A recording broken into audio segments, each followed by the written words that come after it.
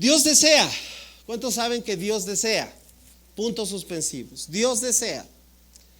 Dios desea es el tema del día de hoy, pero está incompleto porque ahorita vas a ver de qué se trata. Si tú pudieses completar esta frase, ¿qué sería? Dios desea. ¿Qué es lo primero que viene a tu mente? Dios desea tu obediencia. Wow, me gusta escuchar eso. Escuché por ahí mi corazón, ¿es verdad? ¿Qué desea hacia el mundo? Bien, me gustan las respuestas. Perdón, no estoy escuchando todo, pero se percibe que hay buenas respuestas. Bueno, vamos entonces a percibir qué es lo que Dios desea. Mira, muchos podrían decir, Dios desea bendecirme. ¿Es una mentira? No, claro que Dios desea bendecirte. Algunos podrían decir inmediatamente, Dios desea prosperarme. ¿Es una mentira? Tampoco, ¿verdad? Creo que sí, también Dios desea todo eso. Pero ¿sabías? Una prioridad, voy a decirlo con estas palabras. Hay una razón principal por la cual late fuerte el corazón de Dios. Estoy hablando en antropomorfismo. Es decir, está tan interesado, eso es lo que dicen las Escrituras, de que tú y yo podamos contar con lo más trascendente, por encima, porque lo más importante, ¿sabes? Ni siquiera se trata de que seas bendecido o prosperado. No está mal, pero Dios desea antes que eso algo tan trascendente, y es lo que hoy vamos a ver. Y nos vamos a dar cuenta de qué es lo que Dios desea a partir de leer las Escrituras. Así que si traes tu Biblia, te voy a pedir por favor que me acompañes a esta porción. En la segunda carta que el apóstol Pedro escribe en el capítulo 3. ¿De acuerdo? Segunda de Pedro, capítulo 3. Versículos 1 al 15. Te voy a invitar que abras tu Biblia. Vamos a dar lectura, ahí vamos a encontrar la respuesta de qué es lo que Dios desea.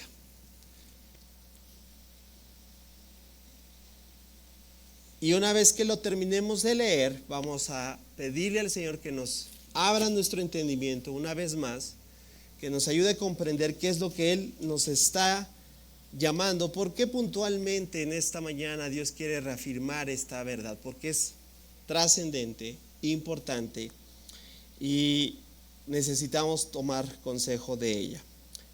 Si ya estás ahí, acompáñame a darle lectura. Versículo 1 dice el apóstol Pedro: queridos amigos, esta es la segunda carta que les escribo, y en ambas he tratado de refrescarles la memoria y estimularlos a que sigan pensando sanamente. Versículo 2, quiero que recuerden lo que los santos profetas dijeron hace mucho y lo que nuestro Señor y Salvador ordenó por medio de los apóstoles. Verso 3, sobre todo, quiero recordarles que en los últimos días vendrán burladores que se reirán de la verdad y seguirán sus propios deseos. Dirán, ¿qué pasó con la promesa de que Jesús iba a volver? Desde tiempos antes de nuestros antepasados, el mundo sigue igual que al principio de la creación. Verso 5. Deliberadamente olvidan que Dios hizo los cielos y al ordenarlo con una sola palabra, y sacó la tierra de las aguas y la rodeó con agua. Verso 6. Luego usó el agua para destruir el mundo antiguo con un potente diluvio. Por esa misma palabra, los cielos y la tierra que ahora existen han sido reservados para el fuego. Están guardados para el día del juicio, cuando será destruida la gente que vive sin Dios. Sin embargo, versículo 8, queridos amigos, hay algo que no deben olvidar. Para el Señor, un día es como 1000 años, y 1000 años son como un día. Versículo 9, en realidad, no es que el Señor sea lento para cumplir su promesa, como algunos piensan. Al contrario, es paciente por amor a ustedes. No quiere que nadie sea destruido. Quiere que todos se arrepientan. Versículo 10. pero el día del Señor llegará tan inesperadamente como un ladrón. Entonces los cielos desaparecerán con un terrible estruendo y los mismos elementos se consumirán en fuego y la tierra con todo lo que hay en ella quedará sometida a juicio. Versículo 11. Dado que todo lo que nos rodea será destruido de esa manera, ¿cómo no llevar una vida santa y vivir en obediencia a Dios?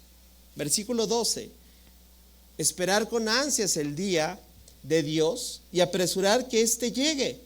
En aquel día Él prenderá fuego a los cielos y los elementos se derritarán en llamas. Versículo 13. Pero nosotros esperamos con entusiasmo los cielos nuevos y la tierra nueva que Él prometió.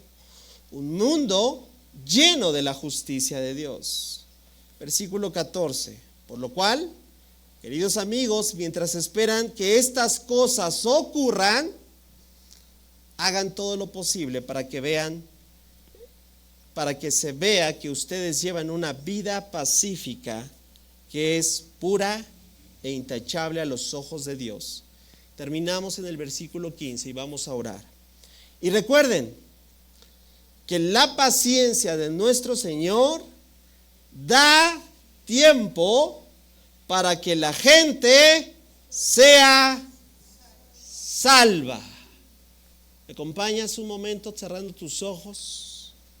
Amado Padre, nuevamente te damos gracias por la oportunidad que tenemos de venir a tu consejo, de llenarnos de sabiduría que proviene de tu palabra revelada en nuestras vidas. Gracias por la obra de tu Espíritu Santo en nuestras vidas, que nos ha llevado a esa regeneración para poder comprender lo que tú quieres hablarnos. Señor, tu deseo sigue siendo el mismo. Tú deseas, Señor, que este mundo pueda ser salvo. Tú estás buscando corazones que se rindan a ti.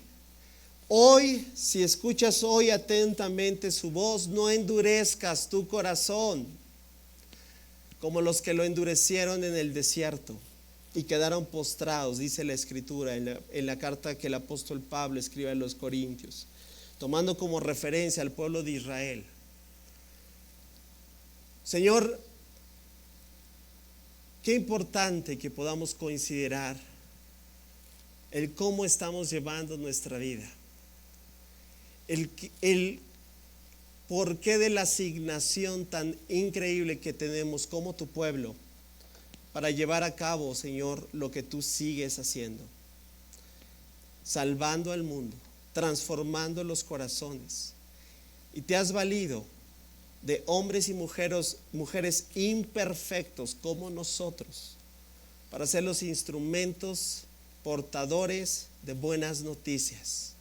Padre, que nunca olvidemos cuál es nuestra tarea, que no pensemos que esto se trata de llenar un auditorio, sino se trata de poblar a una ciudad, a una nación, Señor, que vive ajena a tus caminos, que vive en desconocimiento de las promesas, llevarlos a ese lugar, a ese destino eterno, que solamente por gracia, por medio de la fe se puede recibir, por la obra que tu Hijo nos ha dado. Padre, que por medio de tu Espíritu Santo hoy puedan alumbrarse nuevamente nuestros ojos y podamos despertar a la realidad que, Señor, necesitamos continuar. Te lo pedimos en el nombre que es sobre todo nombre, en el nombre de Cristo Jesús. Todos decimos amén. La respuesta aquí está, lo acabamos de escuchar. El apóstol Pedro está prestando, voy a decirlo, defensa a todos esos detractores que desde el primer siglo están cuestionando que el Señor está tardando. Aquellos que de alguna otra manera también en este tiempo se han atrevido a decir, pues no pasa mucho, la maldad sigue, este mundo sigue igual, y cuestionan, ¿verdad?, incluso las verdades fundamentales como el saber que hay un destino eterno. El apóstol Pedro en estos 15 versículos nos ha dejado claramente cuál es la postura de Dios, cuál es el destino eterno. ¿Sí? Hay un juicio eterno, hay un destino eterno. El no tener esto en nuestra mente nos podría desequilibrar de una vida en cómo llevamos correctamente nuestra ejecución en obediencia a Dios. Entonces, cuando decimos que Dios desea, principalmente voy a decir lo que hasta el día de hoy sigue deseando, con su corazón latiendo fuerte por una humanidad que le ha dado la espalda, y es que Dios desea salvarla. Esa es la principal y más grande prioridad que el ser humano tiene, ¿sabías? Tiene una principal y más grande necesidad, que es reconocer que necesita ser salvo.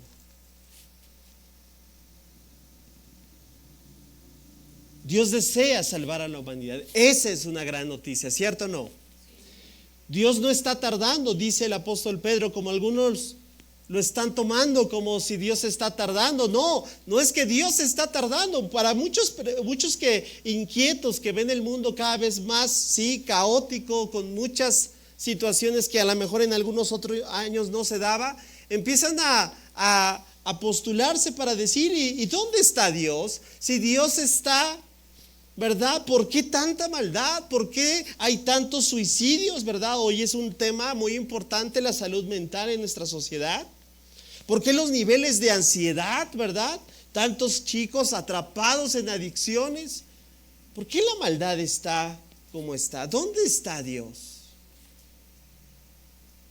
Algunos sarcásticamente se atreven a decir, creo que Dios está de vacaciones, porque el mundo es un caos.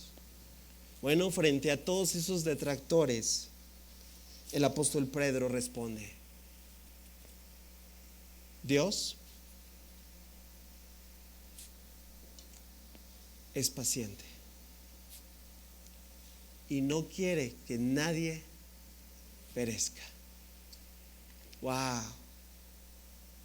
No se trata de que Dios entonces está tardando. No, es que Dios está dando hasta el día de hoy la oportunidad a un mundo que no le ha reconocido, que le pueda reconocer en su vida.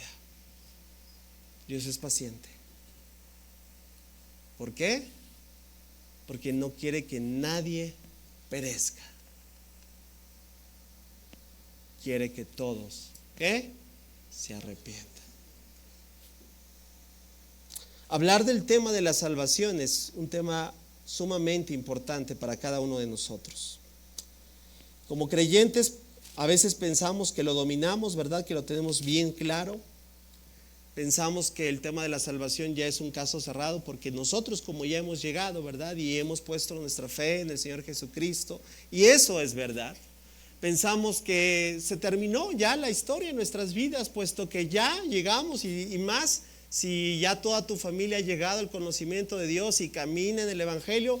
Y a lo mejor puedes pensar que hasta ahí terminó, ¿verdad? Y ya solo se trata de portarme bien y no pecar de una manera tal vez tan ensimismada de alguna otra forma.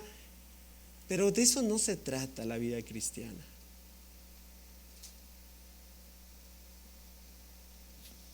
Porque si somos honestos, cada vez más nos damos cuenta que son muchos más los que no han reconocido esta tremenda verdad que los que ya le conocemos.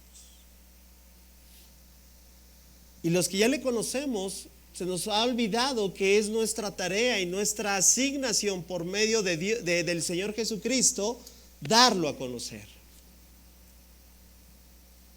Porque el mundo vive en una terrible, de verdad, esa es la palabra, en una terrible condición. Y no me estoy refiriendo, escucha bien, a la problemática tal vez que esté enfrentando. ¿Sabes a qué me refiero? A la condición espiritual. ¿Qué es lo que dice la Biblia cuando una persona no ha reconocido al Señor como su Señor, como su Salvador? La Biblia es muy clara. Están muertos en sus delitos y pecados.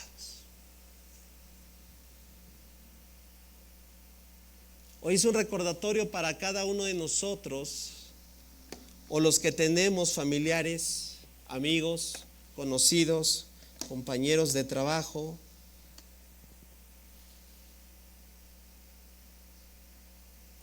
que desconocen totalmente la obra del Señor. Es un recordatorio para cada uno de nosotros que el Señor nos salvó con un propósito, y no es solamente, voy a decirlo así como una interpretación muy humana, como si hubiésemos comprado o nos hubiesen regalado, porque no fue por nuestros méritos, un boleto de avión para escapar al cielo, por así decirlo. Y eso es verdad, hay vida eterna en Cristo Jesús. Aquel que ha encontrado al Hijo, dice la Escritura, tiene la vida. Pero va más allá de haber pensado que esto se trata de como un escape a irnos ya al cielo, y con una tendencia a total y absolutamente a desinteresarnos de los que no tienen ese boleto, por así decirlo. Cuando hablamos de la salvación, a lo mejor hay que precisarlo, y por eso traigo un término importante. Nos estamos refiriendo a la obra de Dios en favor del hombre, a esa obra que provee un camino de liberación, porque bien, el apóstol Pedro fue muy claro, ¿verdad? Sí, hay un destino eterno. Dios vendrá a juzgar este mundo, ¿verdad? Vendrá por segunda vez y va a castigar el mal de todos aquellos. ¿Por qué? Porque Dios no es injusto. Y dejar sin castigo a aquel que merece culpas haría de Dios un Dios totalmente injusto. Por eso es importante resaltar que la salvación provee ese camino de la liberación de la condena y el castigo del pecado, y sí, de la justa y santa ira de Dios.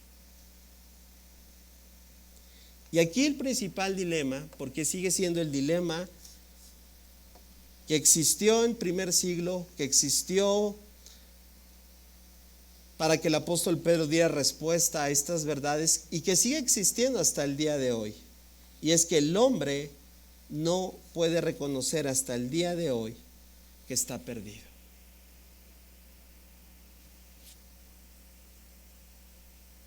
Que si no tiene a Cristo, no tiene la vida. Muchas veces yo he estado hablando con diferentes personas y mira, surgen diferentes temas. En mis conversaciones con gente que no conoce al Señor, he llevado a cabo esta lista que representa bien muchos de sus argumentos, que tratan de relacionar con su estilo de vida. Argumentos como: yo soy un pecador. Muchas personas, ¿sabes?, hasta el día de hoy no pueden reconocer que son pecadores. Otros pueden estipular que no son tan malos, o algunos yo he podido percibir cómo se refieren: es que yo no hago tantas cosas malas como aquel. Ese sí, ¿verdad? Ese sí, como dicen, se pasa de lanza. Pero la Biblia no habla de niveles de maldad. Bueno, en cuanto a nuestros pecados para merecer la ira de Dios, ¿verdad? El pecado es pecado, ¿cierto o no? Pero algunos otros también, ¿sabes?, veo cierto escepticismo y como que no se la creen, diciendo: ¿el infierno realmente es real? ¿Eso no es mitología? La Biblia es clara acerca de este destino eterno, ¿verdad? O otros argumentos que dicen: no, es que yo hago buenas acciones, yo hago buenas obras, ¿verdad? Yo incluso hasta voy y le doy al viene un billete.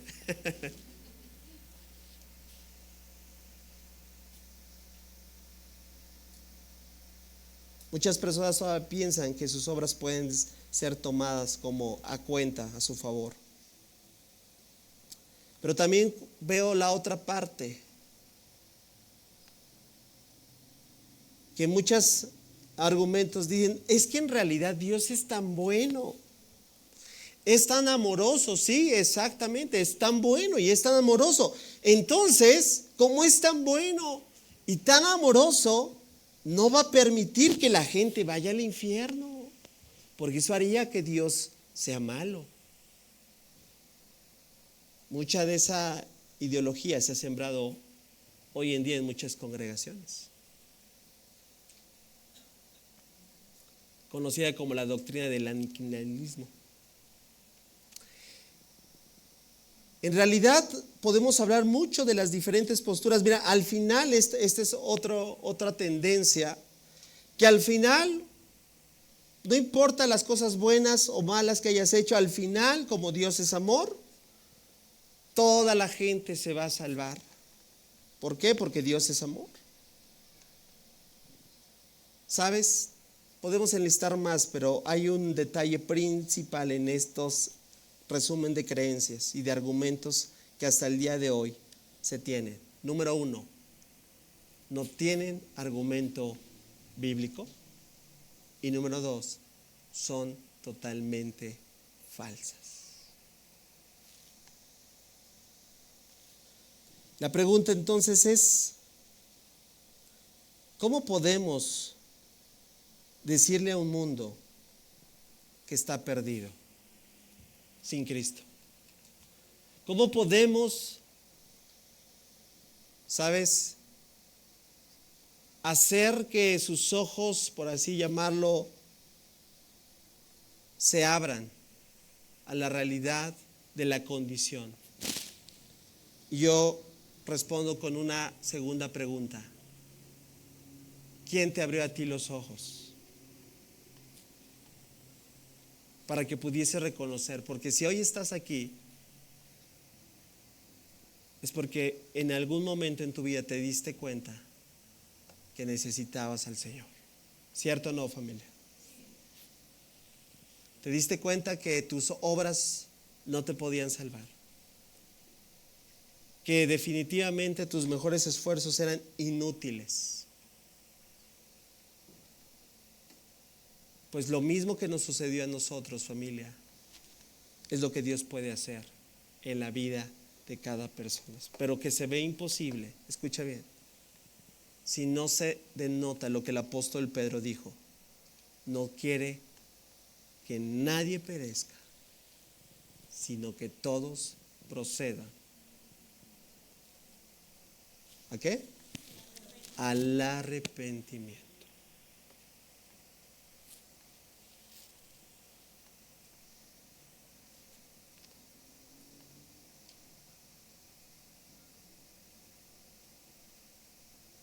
Si me preguntas quién va a estar en aquel día delante de la presencia de Dios, yo sé que la salvación le pertenece al Señor. Yo sé que no todo el que dice Señor, Señor estará. Yo sé que habrá también, hay muchos ovejas, bueno, lobos en realidad, vestidos de ovejas. También sé que muchos van a ser engañados. Sí, o sea, yo sé que a lo mejor esto dices, no, y no está tan bonito, pero yo sí creo que la Escritura es muy clara y marca la pauta. ¿Quiénes estarán? Aquellos que hayan reconocido. Voy a decir, aquellos que se les ha perdonado, ¿verdad que sí? ¿Cómo puedes hacer que una persona se vea perdonado si no reconoce? Es imposible. Para poder desarrollar cómo es el proceso, por así decirlo, vamos a tratar de llevarlo, porque quiero darte razón, qué es lo que Dios desea y por qué lo desea. Porque hay un propósito fundamental en el que el ser humano pueda entender que Dios desea que esa persona sea salva. Inicialmente, mira, esta escritura es muy clara y muy firme. Dice Juan capítulo 3, versículo 36, los que creen en el Hijo de Dios tienen vida eterna. ¿Tú crees en el Hijo de Dios? Entonces tienes vida eterna. Los que no obedecen al Hijo, mayúscula, nunca tendrán vida eterna, sino que permanecen bajo la ira y el juicio de Dios. Ahora yo quiero que veas este versículo no solo del lado de los que dicen, yo ya estoy, otra vez regresamos a la interpretación, boleto de avión pagado. No, yo quiero que veas aquellos que no están. Yo quiero que veas aquellos que no, hasta el día de hoy, que convives con ellos, que te relacionas con ellos, que día a día tal vez puedas tener una conversación y que al día de hoy sabes que no obedecen al Hijo. La Escritura es clara. Nunca tendrán vida eterna. A menos que ¿qué? Que crean en el Hijo de Dios. Ahí está claro el contraste. Y si alguien no está entonces en Dios, ¿qué dice la Escritura que tiene? Permanece bajo la ira del juicio de Dios. Esta Escritura también es muy importante tomarla porque nadie en aquel día, familia, se saldrá, como digo, con la suya. Ezequiel, el profeta en el Antiguo Testamento, en el capítulo 18, versículo 20, hace claramente evidente que todo lo que el hombre de alguna manera haga será responsable. La persona que peque, dice, esa es la que morirá.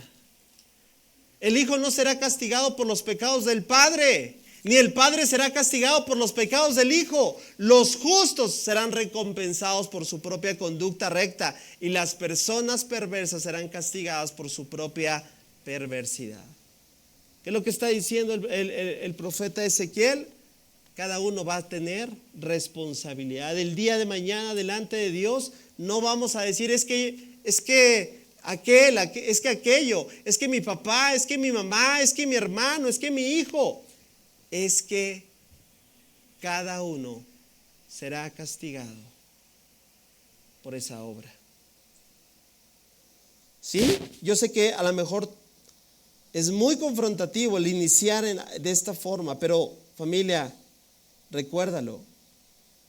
El dilema es que vivimos en un mundo que todavía al día de hoy no puede reconocer que está perdido sin Cristo.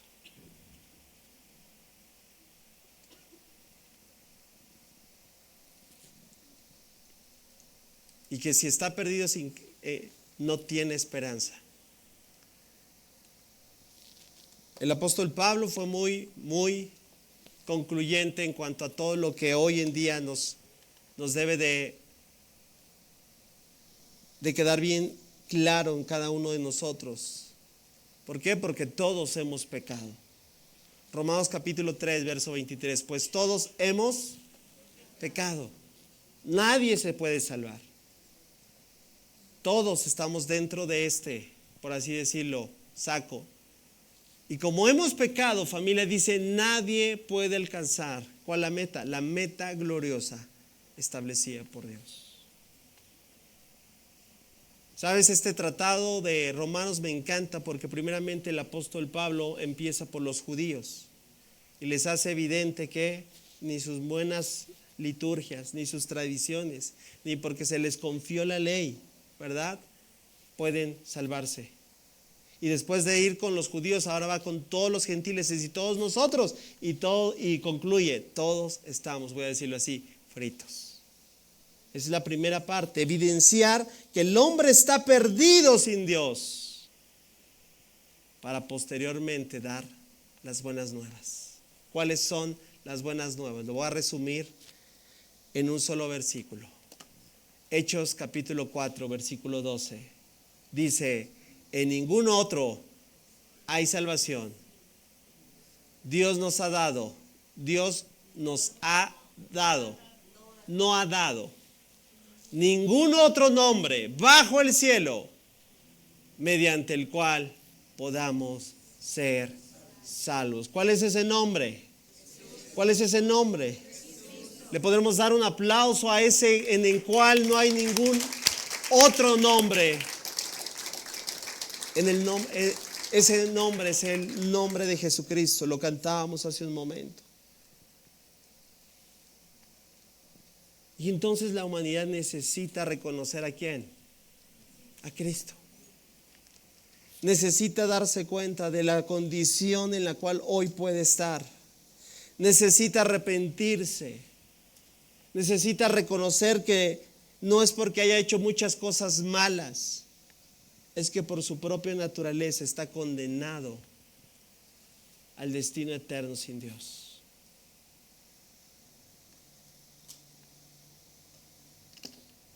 ¿Por qué entonces Dios desea salvarnos? Bueno, vamos a dejar que la Escritura nos conteste. Yo noto principalmente tres primordiales principios de los cuales habla del corazón, del carácter de nuestro Dios. ¿Por qué desea salvarnos?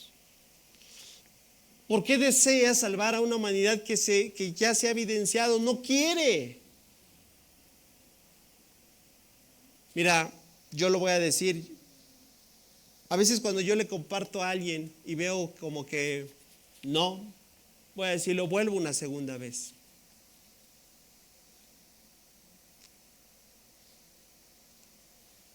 Y vuelvo tal vez percibir como que no. A mí me dan ganas ya no volver. ¿A ti también te pasa?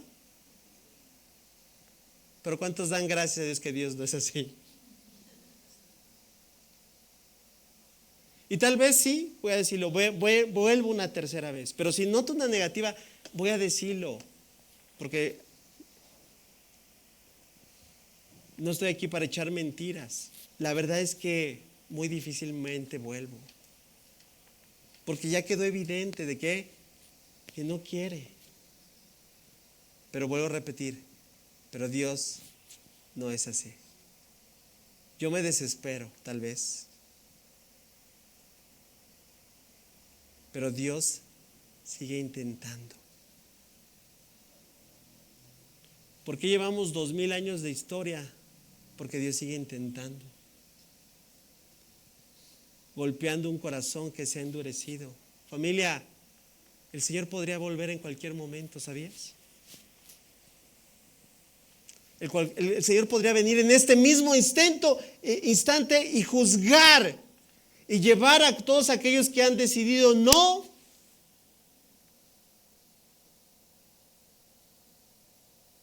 ¿Por qué te sigue teniendo paciencia hasta el día de hoy? Porque Dios quiere salvarte. Porque a pesar de cómo somos, Dios desea salvarnos. Salvar a este mundo que está totalmente quebrado. Vamos a dejar que las Escrituras sean las que nos respondan. ¿Por qué Dios desea salvarnos?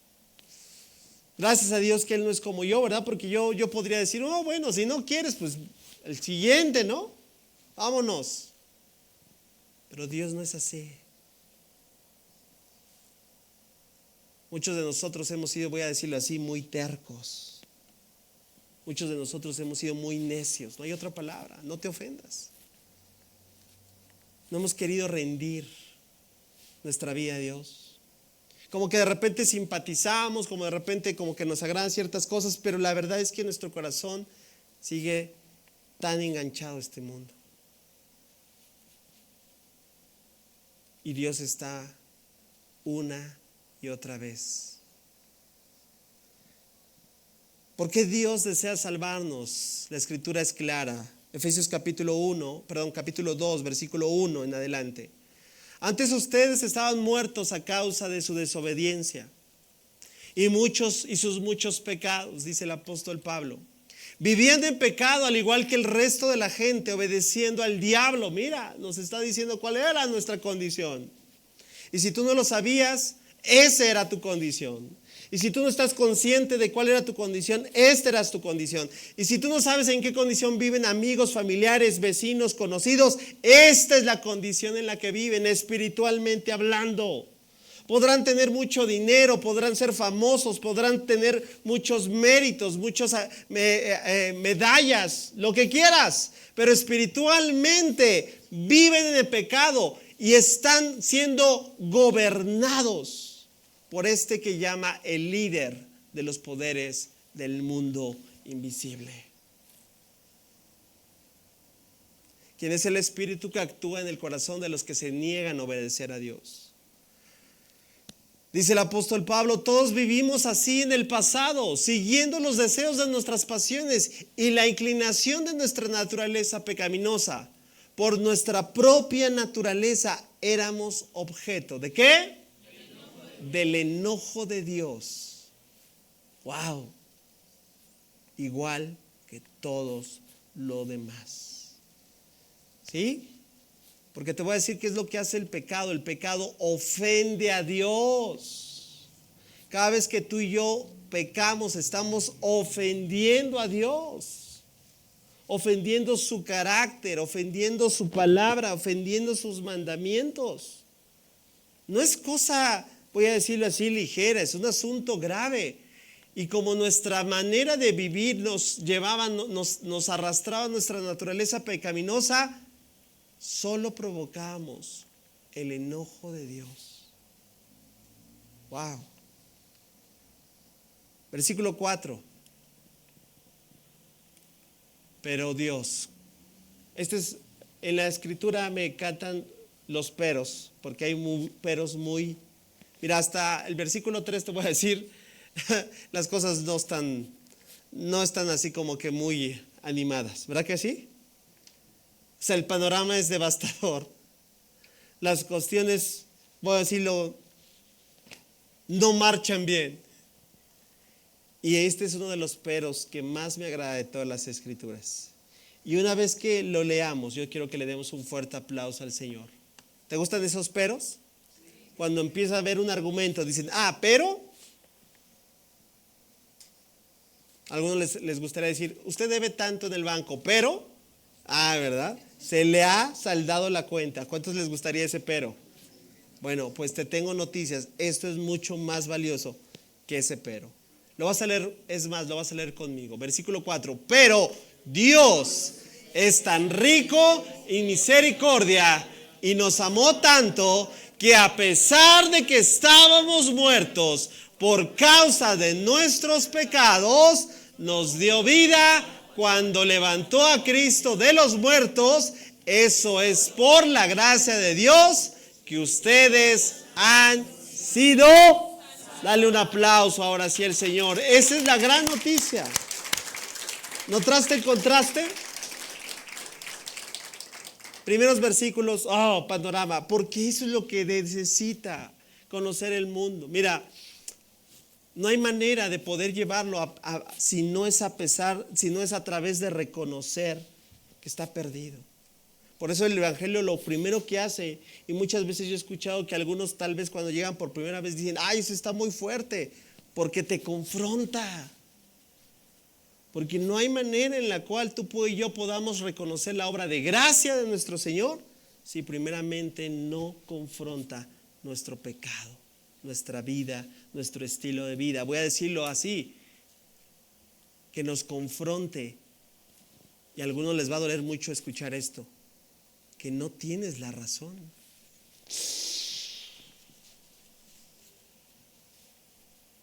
Porque el ser humano se ha encargado, ¿sabes de qué? De una y otra vez buscar justificaciones para todo. Como le agrada tanto esa justificación, que ha hecho alianzas. ¿Sabes? Hoy en día hay mucho de lo que se llama iglesia posmoderna, porque quiere compartir las verdades preciosas de Dios, pero no quiere dejar al mundo atrás. O sea, busca amalgamarlo, ¿verdad? Busca fusionarlo. ¿Y sabes qué es eso delante de Dios? Eso es una aberración.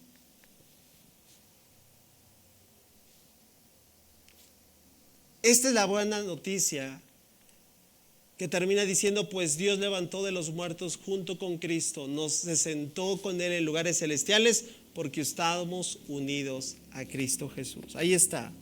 Razón número uno, ¿por qué el Señor quiere salvar a este mundo? ¿Por qué quiere salvarnos? Para mostrar su amor. No hay otra razón. Número uno, principal. Ahora te das cuenta que Dios es bueno, que Dios realmente es amor, que pudiendo destruir al mundo no lo destruye, porque está esperando que vuelvan a Él, que se arrepientan. Le está dando tiempo, le está dando oportunidad. Familia, no interpretemos de forma incorrecta como a veces pensamos, bueno, yo puedo andar en pecado y no pasa nada, y es como jugar con fuego, ¿verdad? Y me la llevo bien, pues no pasa nada, mira.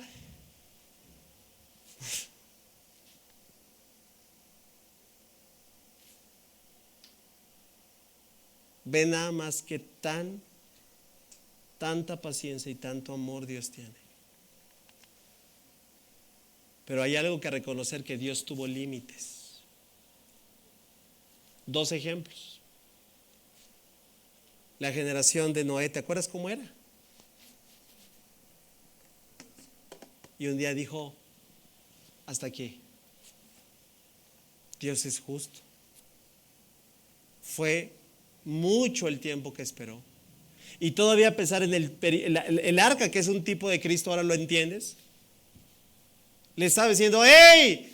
Fuera del barco no hay salvación. Y ese es el mensaje de hoy en la iglesia. Fuera de Cristo no hay salvación. Súbanse al barco. ¿Y qué recibió Noé? Burlas. No te agüites si te tachan de religioso, de lo que, este ya nada más se da golpes de pecho, ya no se acuerda quién era, ¿verdad? Muchos así te pueden decir. No se te olvida tu pasado, mira además tú de dónde vienes, mira lo que hiciste. Y es cierto. Pero ahora entiendes que es la gracia de Dios en tu vida, que estás también entendiendo que es ofrecida a todo el mundo. El amor de Dios fue tan grande con la generación de Noé, y hasta que un día el Señor, dice la Escritura, cerró la puerta. Fue Dios, no fue Noé. Presta atención en los detalles. Dios cerró la puerta. Dios quiere salvar nuevamente al mundo para mostrar su amor. Pero te tengo otro también referencia. ¿Te acuerdas de Sodoma y Gomorra? ¿Dios tuvo límites? Ya no fue con agua, fue con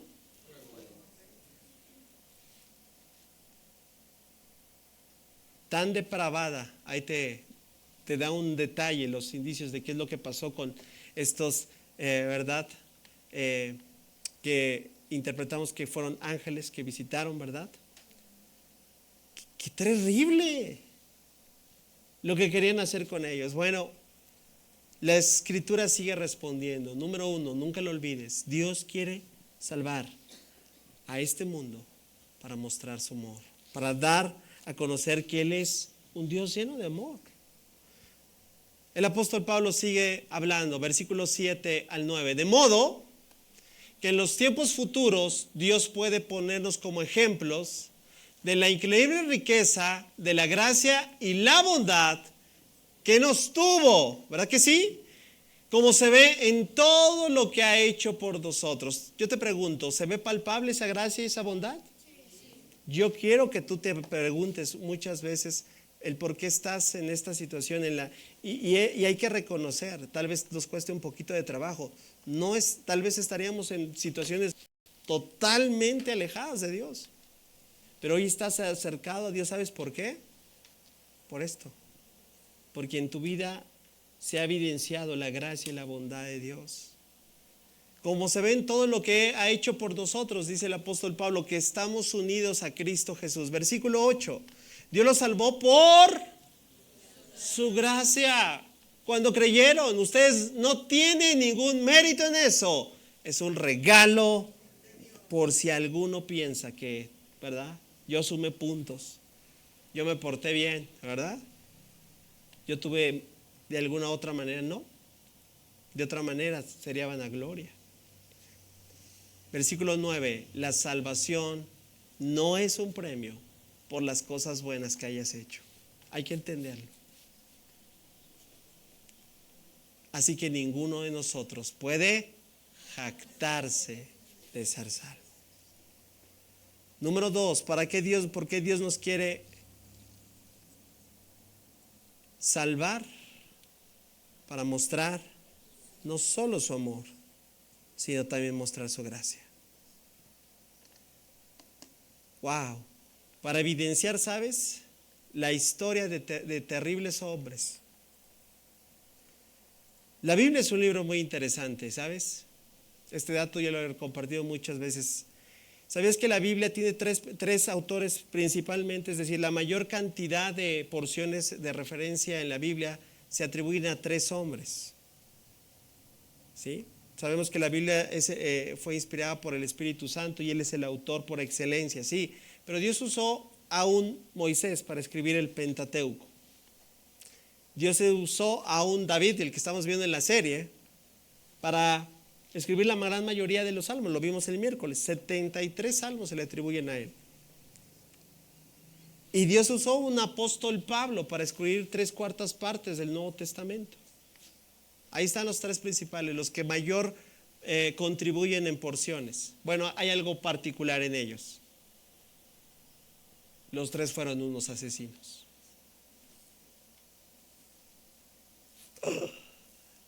Cuando te das cuenta que la Biblia está escrita por gente asesina. Sí. ¿Y sabes qué es? Para evidenciar que Dios tuvo gracia, como lo ha tenido contigo y conmigo. ¿Ves tu historia y no ves una historia de gracia? Yo te pregunto, ¿dónde estarías ahorita, este día? ¿Dónde estarías si el Señor no hubiera llegado? Me atrevo a decir lo siguiente: algunos de ustedes ya ni siquiera estarían, tal vez. Y yo también me puedo decir lo mismo. Y número 3 y último, somos la obra maestra de Dios. Él nos creó de nuevo en Cristo Jesús, y a fin de que hagamos las cosas buenas que preparó para nosotros tiempo atrás. Tercer y último punto que veo claramente por el cual Dios nos salvó, no solo para mostrar su amor, no solo para mostrar su gracia, también para mostrar su obra. ¿Y qué crees? Y tú eres el medio. ¿Cuál es ese medio? ¿Cuál es ese medio? La iglesia. Tú eres el portador de buenas nuevas.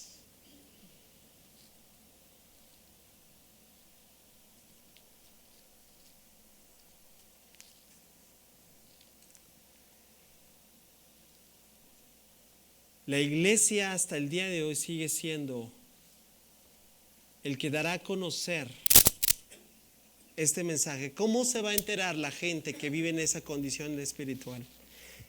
Voy a decirlo así: ¿quién va a confrontar a un mundo que no vive para Dios? Algunos todavía no lo aprenden. Sí, ni yo. Yo sé que algunos dijeron: ¿en serio? ¿Otra vez?